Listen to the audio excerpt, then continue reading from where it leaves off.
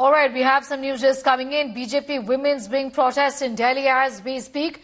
Protest over Purvanchali voters controversy. I'm going straight across to Aishwarya, who is in fact at the very place where this protest is taking place. Aishwarya, just get us what are the details. Take us around what you see at this point in time. Well, Sneha, let me tell you, it was a statement by Arvind Kejriwal. Yesterday, Arvind Kejriwal had clearly said that those people who are coming in from the Purvanchal side, they are the ones who are fake voters and they actually don't vote in the national capital.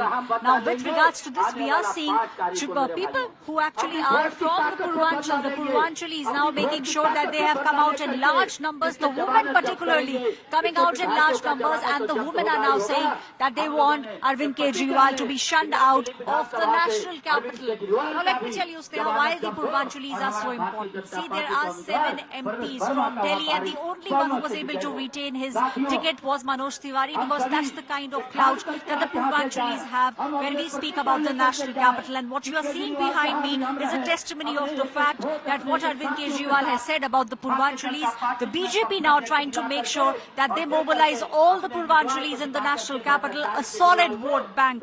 Let me tell you, they impact close to 12 seats. So very, very crucial vote bank here. And the sloganeering behind me is against Arvind Kejriwal, so close to the elections, Sneha. You know, this actually could become a little bit of a turning point in favor of the BJP. Arvind Kejriwal categorically saying people who come from Purvanchal, the Purvanchalis are the ones who are making fake votes. The people are angry, and the anger, Sneha, can be seen on the streets of the national capital. This march will begin from this spot and will move towards Arvind Kejriwal's residence.